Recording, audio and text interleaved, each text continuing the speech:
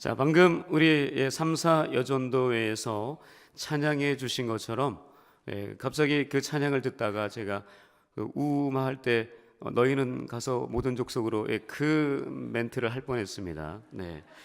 잘 아시죠? 그 노래 너무나 오래된 찬양이라서 잘 아시는데 정말 그 찬양의 중심은 증인이라는 것입니다. 증인. 바로 증인의 삶을 제대로 살아가야 한다고 하는 그런 이야기를 우리에게 전달하고 있습니다. 영화 하나를 소개하고자 합니다. 조금 공포스러운 영화 중에 하나입니다. 작년 8월 달에 개봉한 영화인데요. 목격자라는 영화입니다. 혹시 보신 분들이 계실지 모르겠습니다. 이 주인공이 직장의 회식을 마치고 새벽 늦게 조금 돌아오게 되었는데요. 그때 살인사건을 목격하게 됩니다. 그런데 그 목격하는 그 순간 딱 그 범인과 눈이 마주쳤습니다. 얼마나 공포스러웠을까요? 그래서 두려워서 잠을 제대로 못 자고 이제 그 다음 날이 되어서 경찰이 와서 조사를 하고 하는데 목격자를 찾는데 그 사람이 나서지 않는 겁니다. 그런데 그 아파트에서 벌어진 사건인데요. 많은 사람들이 그 시간에 그 광경을 보았지만 자기 자신에게 해가 될까 봐서 절대 목격자로 나서지 않습니다. 또 집단 이기주의를 펼칩니다. 우리 아파트에서 절대 경찰 수사에 협조할 수 없다라고 하는 그 이유는요, 바로 집값이 떨어질까 봐. 이런 그 상황을 스토리로 전개해 가면서 나중에는 물론 이 주인공이 목격을 이제 증언하고 해서 범인을 잡는데요. 이것은 1964년도에 미국 뉴욕에서 일어났던 살인 사건을 실화로 해서 만든 영화입니다. 그런데 이 영화의 마지막 장면을 저는 잊을 수가 없어요. 충격으로 남아 있습니다. 이 주인공이 이제 이사를 가게 되는데 눈이 오는 날이었습니다. 그래서 이사를 다 하고 이제 저녁쯤 돼가지고 이 사람이 그 본인이 봤던 첫 장면, 살인의 그 장면, 사람 살려라고 하는 그 외침을 여러 번 밖에서 그 현장, 살인사건의 현장 그 가운데 서서 외치는데 그 누구도 나와보지 않습니다. 사람 살려라고 계속 외치는데도 아무도 내다보지 않아요. 바로 본인이 그때 그 이전에 경험했던 바로 그 모습이었다는 겁니다. 그러면서 그 영화가 끝이 나는데요, 참 충격이었습니다. 과연 우리들은 어떻습니까? 여러분들께서 그런 상황이라면 과연 어떻게 행동을 하시겠습니까? 굉장히 생각해 볼 만한 그런 영화가 아닌가, 그런 마음이 들었습니다. 오늘 본문 룻기는요, 사사시대를 배경으로 하고 있는 성경입니다. 룻기는 에스더서와 함께 유일하게 여자 이름을 성경 장으로, 성경 이름으로 써서 만든 이 지금 두 챕터 중에 하나입니다. 총 4장으로 되어져 있고요. 제가 이 설명을 드리는 이유는 벌써 제가 룻기를 해온 지 꽤 됐어요. 그런데 다 세월이 지나서 다 잊어버리셨을 것 같습니다. 룻기 기억은 나십니까? 네, 기억은 나는데 내용까지 기억하시는지 모르겠습니다. 1장 보시면은 유다 베들레헴 에브라 사람이었던 이 엘리멜렉이 흉년이 들어서 모압 지방으로 자기 아내 나오미와 말론과 기련 두 아들을 데리고 이민을 갑니다. 거기에서 열심히 사는데 어느 날 남편 엘리멜렉이 죽습니다. 그러고 나서 이 아내가 혼자 이제 두 아들을 키워서 장성해서 두 며느리를 맞이합니다. 오르바와 룻이었습니다. 그런데 어떤 일인지 모르지만 이 두 아들도 10년이 지나자 죽게 됩니다. 자녀는 없었습니다. 덜렁 여자 셋, 과부 셋만 남게 됩니다. 그래서 이 나오미가 이제는 내가 고향으로 돌아가야 되겠다라고 해서 유다 베들레헴으로 돌아가는 그 과정 속에서 오르바는, 첫째 며느리 오르바는 자기의 집으로 가고요, 룻은 어머니를 쫓았더라 라고 해서 옵니다. 그래서 고향 땅 유다 베들레헴에 오는데 그때 마침 보리 추수 때였습니다. 그게 1장의 내용이었어요. 2장에서는 바로 이 함께 돌아왔는데 먹을 게 없는 거예요. 그래서 며느리 룻이 이삭을 주우러 나갑니다. 마침 보아스라는 그 집에 이제 가게 되어서 거기에서 이제 그 밭에서 이제 일을 하게 되죠. 그런데 이 보아스가 그때 마침 또 오게 돼서 함께 만나게 됩니다.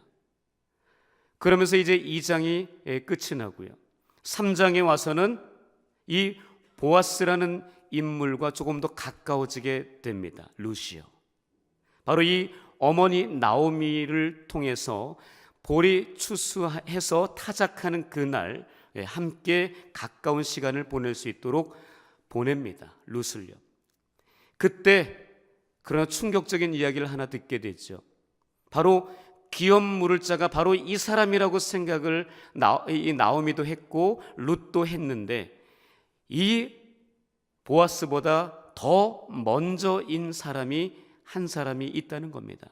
그래서 이 보아스가 내가 먼저 기업 물을 것을 나는 행하지 못한다, 그 책임을 내가 지지 못하고 그 사람이 만약에 책임을 지면 나는 할 수가 없고 그 사람이 책임을 지지 않겠다 하면 내가 하겠다라는 약속을 해줍니다. 그게 3장의 끝이었습니다. 그래서 그 이야기를 어머니에게 하니까 그 나오미가 그럼 좀 기다려보자, 아마도 그 사람이 이 일이 해결되기 전까지는 결코 쉬지 않을 것이다, 우리는 기다리자. 그래서 기다립니다. 그래서 4장을 오늘 본문에 이제 맞이하게 됩니다. 자, 이 4장에서 이 보아스가 이 엘리멜렉의 기업을 무르기 위해서 자신보다 더 가까운 친족을 성문으로 부릅니다. 그리고 또 성읍의 장로 10명도 함께 초청을 해요. 그리고 그 장로들과 성읍의 모든 백성들이 지켜보는 앞에서요, 그 친족에게 나오미의 기업을 물러야만 하는 그의 의무를 상기시키고 그것을 이행할 것을, 그 책임질 것을 요구하게 됩니다. 보아스의 이런 행동은요, 엘리멜렉의 기업을 무르기 위한 절차를 원칙대로 이행하기 위함이었습니다. 이처럼 보아스가 룻의 기업을 무르는 일을 행함에 있어서 철저하게 원리 원칙에 의거하여 합법적인 절차를 밟아 지켰기 때문에 주변 사람들은요, 그에 대해서 어떠한 오해도 하지 않았습니다. 오히려 오늘 본문 11절 12절에 기록되었듯이 위기와 위험에 빠진 친족을 돌아볼 줄 아는 그의 자비와 그의 사랑을 칭찬하는 그런 모습이었다는 겁니다. 어떤 일이든 기본적인 원칙과 절차를 지켜 행해야 불필요한 오해와 그런 원망을 피할 수 있습니다. 만일 이 기본 원칙과 그리고 절차를 무시하고 불법과 편법을 사용한다면 그 일이 아무리 선한 일이라 할지라도 불신을 갖게 되고요, 오해와 원망을 또한 만들어낼 수 있다는 것입니다. 그래서 사도 바울은요, 디모데후서 2장 5절에서 경계하는 자가 법대로 경계하지 않으면 승리자의 관을 얻을 수 없다라고 그렇게 이야기한 것입니다. 본문의 보아스는요, 자신에게 기회가 왔을 때 편법과 불법을 선택하지 않고 절차를 결코 무시하지 않고 원칙과 절차를 지켜 행함으로써 원망과 시비가 없도록 했습니다. 우리도 가정의 일 속에서, 직장의 일 속에서, 사업장의 일 속에서, 아니 함께하고 있는 이 교회 공동체의 일 속에서 기본적인 원칙과 절차를 지켜야만 원망과 시비, 불평을 막을 수 있다는 겁니다. 1절 중간에 보시면은요, 아무개라는 사람이 등장하지만 이 사람 아무개가 설마 이름일까요? 그러진 않겠죠. 분명히 이 보아스는요, 자기보다 한 단계 위인 그런 친족, 자기보다 먼저 기업 물을 수 있는 우선권이 있는 사람의 이름을 몰랐을까요? 몰라서 아무개라고 했을까요? 아닙니다. 보통 성경학자들은 그렇게 추측을 합니다. 보아스가 분명히 이름을 불렀지만 이 성경을 기록한 이 기록자가 전혀 이 사람은 이름을 쓸 필요가 없다고 해서 아마도 빼지 않았을까? 아무런 연관이 없기 때문에 굳이 진행함에 있어서 아무런 이름이 문제가 되지 않기 때문에 그렇게 하지 않았을까라고 그렇게 학자들이 추측을 하고 있습니다. 이 사람 아무개입니다. 이름이 아무개예요. 이 사람은 보아스보다 나오미에게 더 가까운 친족이기에 나오미의 기업물을 우선권이 있는 사람입니다. 그래서 4절에서 보아스가 아무개에게 내가 나오미의 기업을 물으라고 하자 어떻게 합니까? 대답을 그래, 내가 물으겠다라고 이야기합니다. 그러나 보아스가요, 5절에서 너가 나오미의 손에서 그 밭을 사는 날에 곧 죽은 자의 아내 모압 여인 룻에게서 사서 그 죽은 자의 기업을 그의 이름으로 세워야 한다라고 그렇게 말하자 6절에서는 그가 다시 번복을 합니다. 나 안 할래, 네가 해, 이렇게 이야기를 한다는 겁니다. 여기서 기업 물을 자, 물론 기억이 안 나실 거라는 전제 하에서 물론 그 전에 제가 설명을 한번 드렸지만요, 기업 물을 자, 바로 이 부분을 다시 한번 생각해 봐야 되는데 원어는 고엘, 들어보셨죠? 고엘이라는 단어를 쓰고 있습니다. 이 성경에서 약 4가지 정도로 이 고엘을 설명하고 있습니다. 첫 번째는요, 바로 친족이 경제적인 어려움을 당했을 때, 그러니까 이게 경제적으로 너무 어려워서 돈을 빌렸는데 그 돈을 갚지 못하는 상황이 됩니다. 그 상황에서 가까운 친족이 돈을 대신 갚아주는 거예요. 바로 이것을 고엘이라고 하고요. 또한 자신의 친족이 너무나 가난해서 종으로 팔렸을 경우에 그 대가를 지불하고 종으로부터의 자유를 얻을 수 있도록 자유인으로 만드는 그때도 고엘이라고 했습니다. 그리고 가족 중에 한 사람 누군가에게 아주 부당하게, 아주 부정하게 어떤 어려움을 당했을 때 그것을 복수해 주는 것, 이것 또한 고엘이라고 합니다. 그리고 만약 형제가 자식을 낳지 못하고 죽었을 때 바로 그 죽은 형제의 미망인과 결혼해서 그 형제의 대를 이어주는 것, 바로 그것을 고엘, 성경에서 이 보통 4가지를 쓰고 있습니다. 바로 이 제도는요, 고대 근동 히브리 사회에서 공동체의 구성원들이 바로 서로의 생명과 재산, 가문을 보호해 주기 위한 일종의 상호 보호 제도였다라는 것입니다. 한마디로 가까운 친족이요, 어려움을 당했을 때 그냥 무시하지 않고 외면하지 않고, 우리 애들 말로 쌩까지 않고 그 사람을, 그 친족을 위해서 내 물질과 내 시간과 나의 모든 것을 동원해서 그 사람을 회복시켜 주는 것, 그 사람을 자유롭게 해주는 것, 이것이 바로 고엘, 기업 물을 자의 책임이라고 하는 것입니다.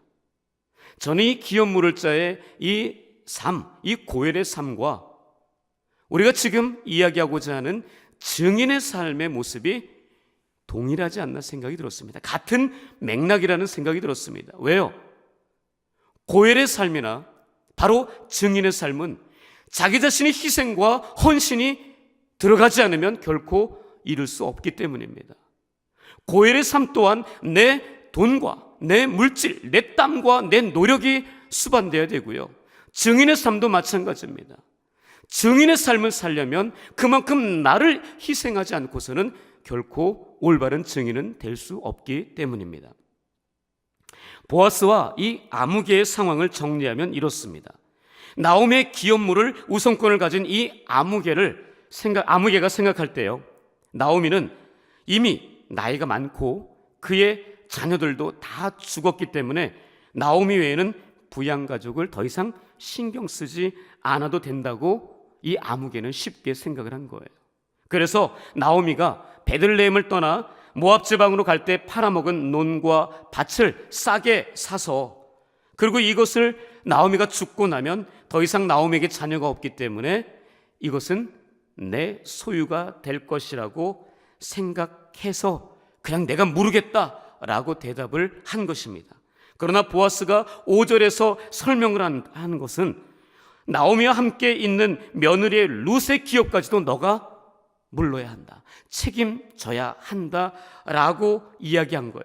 다시 말하면 나오미와 함께 며느리 룻과 결혼해서 그들의 모든 생계를 책임져야 한다는 거예요. 그러나 문제는, 더 큰 문제는 뭔가요? 나오미는 늙어서 애를 낳을 수 없지만 룻은 아직 젊기 때문에 애를 낳을 수 있습니다.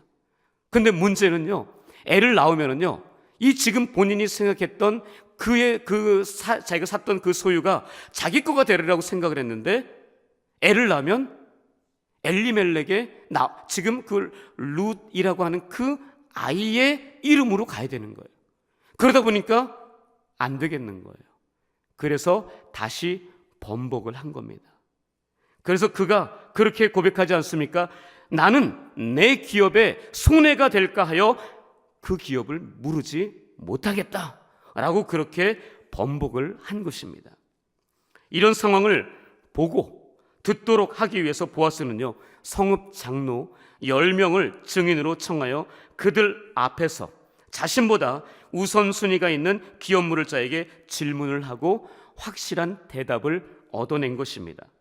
혹시 기업 물을 자 이 아무개가 나중에 다른 소리를 할까, 그래서 문제가 생길까 싶어서 이 10명의 증인들을 만들어 놓은 것입니다. 그리고 보아스는 자신이 그 다음 기업 물을 자로서 정당하게 나오미의 모든 소유를 그들 앞에서, 바로 그 증인들 앞에서 사게 된 것을 선언하고 있습니다. 보아스는 9절과 10절에서 이렇게 선포합니다. 우리 9절과 10절을 함께 읽어보겠습니다. 시작.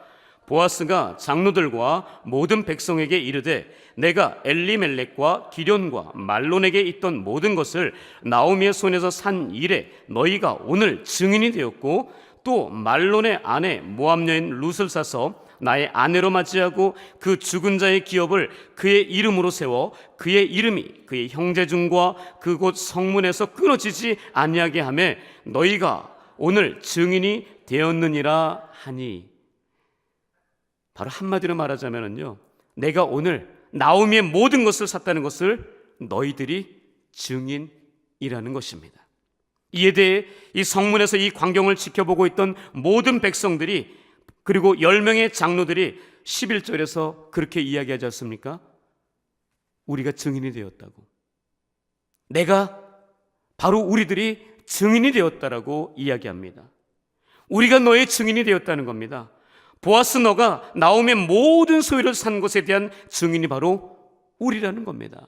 그리고 너보다 먼저 우선순위가 있었던 그 기업 물을 자가 포기했다는 그것 또한 증인으로 우리가 있다는 것을 이야기합니다. 그리고 이 사람들이요, 이 보아스가 하는 그 결정에 대해서 11절과 12절에서 그렇게 지금보다 더 유력하고, 지금도 보아스는 굉장히 유력한, 재산이 많은 그런 사람이었지만 지금보다 더 유력하고 더 유명한 사람이 될 것이다. 하나님께서 또한 너에게 상속자를 주어서 그 상속자가 더 유명한 하나님의 사람이 될 것이다 라고 축복을 아끼지 않습니다. 오늘 본문에서 보는 것처럼요, 목격자, 증인은 매우 중요합니다. 그들의 증언은 그 사건의 피해자와 가해자를 증명하고요, 명확한 판결을 내림에 있어 매우 중요한 역할을 합니다. 그래서 증인은 자신이 현장에서 보고 들은 것을 있는 그대로 정확하게 증언해야 합니다. 더하거나 빼서도 안 됩니다. 왜요? 마지막 결과에 큰 영향을 주기 때문입니다. 그리고 거짓으로 증언해서도 안 됩니다. 그것은 사건 해결에 혼선을 주기 때문이고 억울한 사람을 만들 수 있기 때문입니다. 열왕기상 21장에 보면은요, 정말 너무나 악한 왕이 한 사람 등장하죠. 그리고 또 아내도 너무나 악한 아내가 등장합니다. 누구죠? 아합과 이세벨이 등장합니다. 이 아합과 이세벨, 이 아합이요, 포도원 하나를 보고 이 왕인데도요 너무나 좋아하는 거예요. 내가 저 포도원을 너무나 갖고 싶다. 아내에게 너무나 이 말을 하면서 밥도 안 먹어요. 금식까지 합니다. 포도원이 갖고 싶어서. 그런데 그 말을 들은 이 이세벨이 계략을 꾸며요. 바로 거짓 증인 두 사람을 세워가지고요, 이 나봇이라는 이 사람 주인이거든요. 이 나봇이 왕과 하나님을 경멸하고 저주했다는 겁니다. 그런 말을 하지도 않았는데 거짓 증인 두 사람을 세워서 사람들 앞에서 돌을 맞아 죽게 합니다. 그리고 그 나봇의 포도원을 자기 남편에게 줍니다. 참 대단한 부부입니다. 부러우십니까? 이런 부부가? 혹시 이런 아내를 얻기를 원하십니까? 내 아내가 이런 아내였으면 좋겠다라고 하는 분들 계십니까? 오늘 본문에서는요, 증인이라고 하는 단어가 3번이나 등장합니다. 9절, 10절, 11절이 등장하죠. 사도행전은요, 증인들의 이야기입니다. 사도행전이지만 바로 사도라는 증인들의 행전이라는 표현으로 쓸 수 있습니다.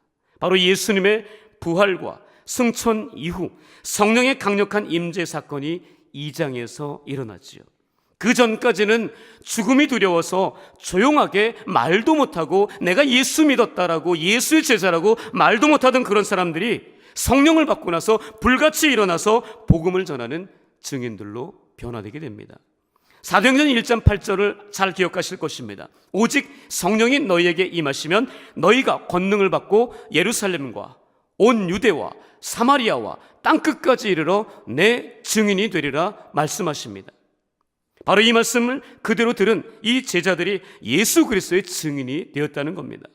사도행전 5장에서 베드로가 그리고 제자들이 병든 사람과 귀신, 더러운 귀신에게 괴로움받는 사람을 낫게 하는 표적과 기사를 행하자 그 상황을 지켜보던 사람들이, 백성들이 너무나 행복해하며 그들에게 예수에 대해서 배우고자 할 때 그들을 가르칩니다. 그때 굉장히 기분 나빴던 사람들이 있습니다.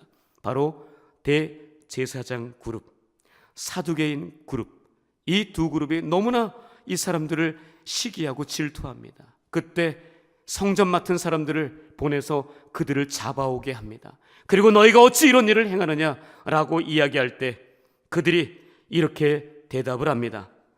사람보다 하나님께 순종하는 것이 마땅하다. 너희가 나무에 달아 죽인 예수를 우리 조상이 하나님이 살리시고 이스라엘에게 회개함과 죄사함을 주시려고 그를 오른손으로 높이사 임금과 구주로 삼으셨느니라. 우리는 이 일의 증인이요, 우리는 이 일의 증인이라고 그들은 고백합니다. 우리가 이 일의 증인이기 때문에 우리는 이 일을 말하지 않을 수 없다라고 이야기합니다. 내가 보고 듣고 경험한 것을 결코 나는 말하지 않을 수 없다라고 사도들이 당당하게 대제사장들과 사두개인들에게, 많은 백성들에게 선언하는 것을 볼 수 있습니다. 7장에서도요, 스데반이 그렇게 돌에 맞아 죽은 이유가 무엇입니까? 바로 예수 그리스도를 증거하다가, 바로 예수의 증인으로 살다가 죽게 되었던 것을 우리는 알 수 있습니다.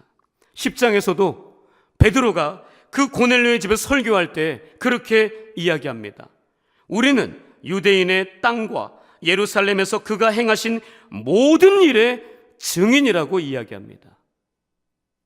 우리는 예루살렘에서 예수 그리스도 하나님의 아들께서 행하신 모든 일의 증인이다라고 당당하게 고백하는, 자신의 정체성이 어떤 것인지 명확하게 이야기합니다.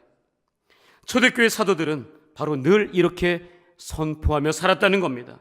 우리가 다 예수 그리스도께서 하신 그 일의 증인이다 라고 그렇게 선포하며 증인의 삶을 살았다는 겁니다. 오늘을 살아가는 우리, 어떻게 살아야 할까요? 입을 다물고 살아야 할까요? 아니, 우리 입술을 열어서 예수의 증인으로 살아야 되는 것 아니겠습니까? 그 이유는 명확합니다. 왜 내가 예수의 증인으로 살아야 하는가? 그 이유는요, 누가복음 24장, 누가복음 마지막 장에서 주님께서, 부활하신 주님께서 제자들에게 이렇게 말씀하십니다. 누가복음 24장 46절에서 48절입니다. 그리스도가 고난을 받고 제3일에 죽은 자 가운데서 살아날 것과 또 그의 이름으로 죄 사함을 받게 하는 회개가 예루살렘에서 시작하여 모든 족속에게 전파될 것이 기록되었으니 너희는 이 모든 일의 증인이라. 너희는 이 모든 일의 증인이라고 이야기합니다. 바로 예수 그리스도께서 살아생전에 했던 그 모든 일들, 너희들이 목격했던 그 모든 일들, 보았던 그 모든 일들, 너희들이 들었던 그 모든 말씀들, 그런 것들에 대한 너희들이 증인이라고 주님께서 분명히 제자들에게 어떻게 살아가야 할지에 대해서, 자신의 정체성에 대해서 분명히 이야기합니다. 과연 이 일과 우리는 상관이 없다고 생각하십니까? 그것은 예수 제자들에게 한 것이지 나하고는 전혀 상관이 없다라고 생각하십니까? 우리는 결코 그럴 수 없습니다. 우리는 예수 그리스도의 제자입니다. 예수 그리스도의 생명을 받은 제자들입니다. 그렇다면 우리도 예수 그리스도의 증인이 되어야 하는 거죠. 우리가 보고 듣고 배운 것들을 있는 그대로 증거하며 살아가는 예수 그리스도의 증인, 바로 그 모습을 우리에게 주님께서 요구하고 있습니다. 저와 여러분들은 누구의 증인입니까? 누구를 증거하며, 무엇을 증거하며 살아야 합니까? 어떤 일의 증인으로 살고 계십니까? 우리는 오직 예수 그리스도의 증인, 오직 십자가의 증인으로 입을 열며 증거하며 살아가는 우리가 될 수 있기를 축복합니다. 독일의 양심이라고 불리우는 보네퍼 목사님을 기억하실 것입니다. 이 목사님, 독일 교회에 대한 나치의 간섭에 항거하는 교회 저항 운동에 참가하며 아돌프 히틀러를 암살하려는 계획에 가담했다가 1943년 3월에 체포되어서 폴레센비르크 수용소에서 1945년 4월 39세의 나이에 교수형에 처하게 됩니다. 짧지만 보네퍼의 이 치열하고도 정의로운 목격자의 삶, 증인의 삶은 독재자 히틀러 앞에서 침묵하며 잠을 자던 독일 교회를 깨우기에 충분했습니다. 또한 그리스도인으로서의 양심을 지키고 하나님 나라의 정의를 현실의 삶에서 고스란히 실현하고자 자신을 희생했습니다. 당시 독일 교회는 1933년 집권한 나치의 독재에 대해 예언자적인 목소리를 내지도 못하고 오히려 히틀러를 그리스도로 숭배하는 일이 벌어졌습니다. 독일 교회에서는 하나님이 영혼 구원을 위해 예수를 보내주셨듯이 현재 독일의 경제적, 사회적 구원을 위해 하나님께서 히틀러를 보내주셨다라고 그렇게 주장했다고 합니다. 그래서 보네퍼는 라디오 방송을 통해서 이렇게 증거했습니다. 히틀러는 독일 국민들에게 자신을 우상으로 숭배하게 한다 라고 하는 적그리스도다라고 예언자적인 목소리를 냈습니다. 이에 대해 신학자 칼바르트는요, 하나님의 말씀인 예수 그리스도를 따라야 할 독일 교회가 히틀러를 그리스도로 따르고 있었기에 이것을 보네퍼가 입을 열어 증거한 것이다, 입을 열어 증언한 것이다, 입을 열어 고백한 것이다 라고 언급했습니다. 보네퍼는 예수의 증인으로서 그리스도인으로서의 양심을 지키기 위해 나치와 적그리스도의 우상인 히틀러를 반대하다가 죽음을 당한 목사님이셨습니다. 보네퍼 목사님 묘비에 이런 글귀가 써 있습니다. 디트리 보네퍼, 그의 형제들 가운데 서 있는 예수 그리스도의 증인. 그의 묘비에 이렇게 써 있다는 거예요. 예수 그리스도의 증인. 예수 그리스도만을 증거하다 죽었다는 사람이죠.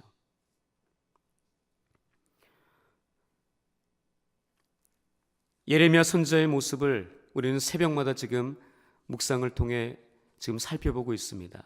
새벽 예배 나오시는 분들은 아마도 예레미야에 대해서 지금 계속 잘 알아가고 있는 거라 생각합니다. 예레미야 참 마음이 힘든 사람이었습니다. 축복이 아닌 저주만을 선포할 수밖에 없고 성공이 아닌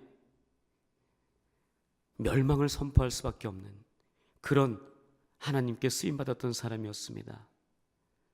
바로 이 예레미야가 예레미야 20장에서 이렇게 고백합니다. 여호와여, 주께서 나를 권유하심으로 내가 그 권유를 받아싸우며 주께서 나보다 강하사 이기셨으므로 내가 조롱거리가 되니 사람마다 종일토록 나를 조롱하나이다. 내가 말할 때마다 외치며 파멸과 멸망을 선포함으로 여호와의 말씀으로 말미암아 내가 종일토록 치욕과 모욕거리가 됨이니이다.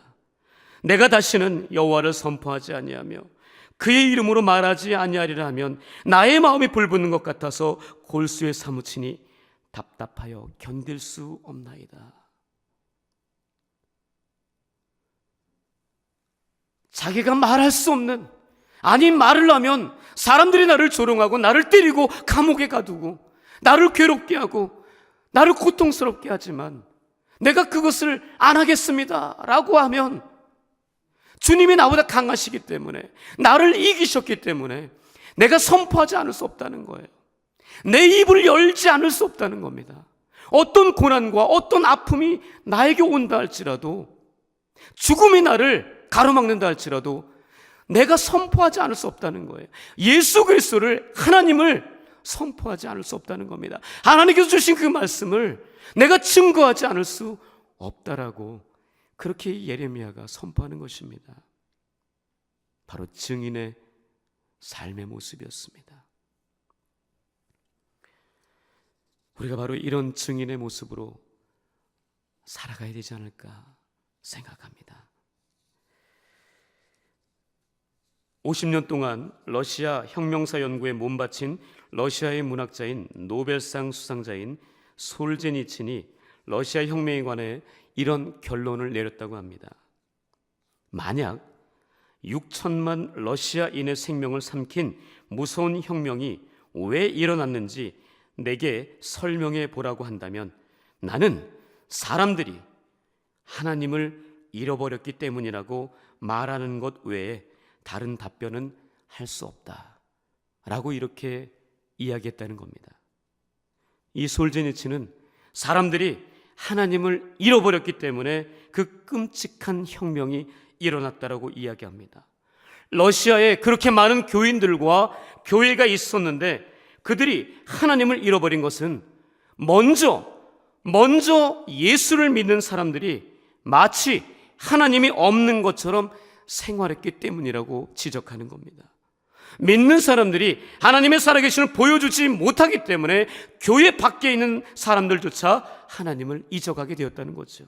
바로 먼저 믿는 사람들이 하나님과 예수 그리스도의 정직한 증인으로, 올바른 증거자로 살지 못했다라고 지적하는 것입니다. 제가 자주 보는 시사 프로그램의 메인 타이틀 문구가 이것입니다. 우리 시대의 정직한 목격자가 되겠습니다. 시대의 정직한 목격자가 되기 위해 성역 없는 취재를 지향하는 심층 탐사보도 프로그램이라고 하는 그런 타이틀을 걸고 있습니다. 과연 우리는 어떻게 살아가야 되겠습니까? 어떤 목격자로 살고 싶으십니까? 어떤 증인으로 살고자 애쓰고 계십니까? 말씀을 정리합니다. 사사시대와 같은 영적으로 혼탁한 시대 속에서 우리는 정직한 목격자가 되어야 합니다. 목격한 것을 있는 그대로 증거하는 정직한 그리스도인이 되어야 합니다. 어떤 희생과 고난이 있어도 내가 보고 듣고 경험한 것을 있는 그대로 전하는 정직한 주님의 사람이 되어야 합니다. 거짓 증언하지 않는 신실한 증인, 진실한 증인, 충성스러운 증인으로 살아가는 저와 여러분들이 될 수 있기를 주님의 이름으로 축복합니다. 기도하겠습니다. 하나님 감사합니다. 하나님께서 우리에게 충성스러운 증인으로 부르셨습니다. 거짓 증언하지 않는 진실한 증인으로 우리를 부르셨습니다. 하나님, 그 증인에 걸받는 증거자의 삶을 우리의 입술을 열어 살아가게 하여 주옵소서. 내가 보고 듣고 경험한 것을 있는 그대로 전하며 살 수 있는 정직한 그리스도인이 되게 하여 주시옵소서. 감사하며 살아계신 예수님의 이름으로 기도합니다. 아멘.